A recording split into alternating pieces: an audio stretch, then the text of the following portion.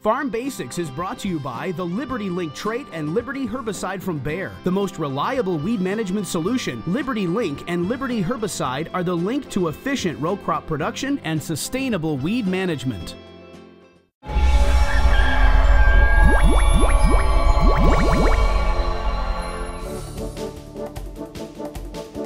During our Farm Basics time today, we're going to talk about one of the most important things farmers look at during planting, and that's seed to soil contact. We often hear farmers talking about, well, the soil is too dry to plant or it's too wet to plant, and you may think, oh, they're just whining. It's never going to be just right for them.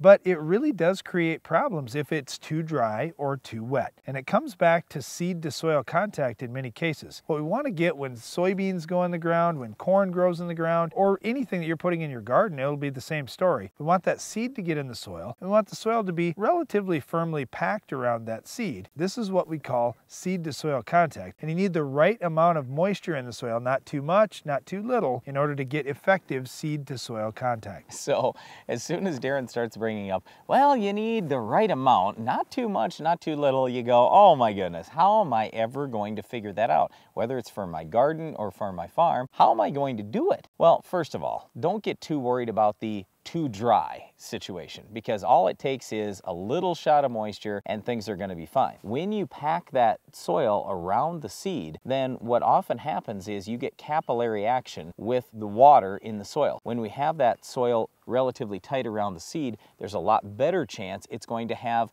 enough moisture. Now, if you have too much moisture, that's a lot easier to figure out because you're going to have all kinds of issues. You can see where your wheels are sinking down in the ground. You're not opening the soil up very well to place the seed in. You can't pack the seed around it because it's so wet. So that one is much easier to figure. All right, when we're thinking about planting, we want to have those conditions just right, because the important thing for seed is it needs to take water in and swell up a little bit, and then it can germinate and start growing. We get questions a lot of the time, well, how come some seed can just lay there and not really put on a sprout?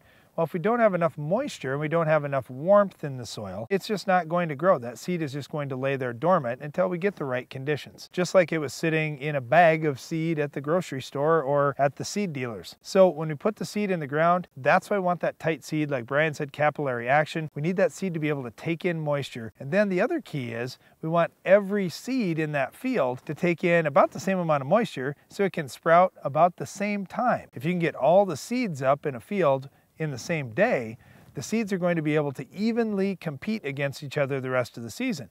If we have variances throughout the field where some seeds are taking in moisture, but other areas of the field we didn't get good seed to soil contact and that seed's just sitting there for a few extra days, all of a sudden we've got big plants and small plants scattered all throughout the field. And when we get great big plants next to little plants, the little plants often become just weeds. They don't even end up producing seed. So if we want to get maximum yield in our garden or in our field, that good seed to soil contact helps all those seeds get off to an even start. Well, once again, seed to soil contact is incredibly important whether you've got a garden or you've got a large farm. You want to pack that soil in around the seed. I mean, we don't need to place it ridiculously firmly down there. You don't need 1,000,000 pounds of force on it or anything like that, but just tightly around that seed and you've got a lot better chance for good and even germination in your field. Well, if you want to have good crop growth in your field, you need to control weeds like our Weed of the Week. Can you identify this week's weed?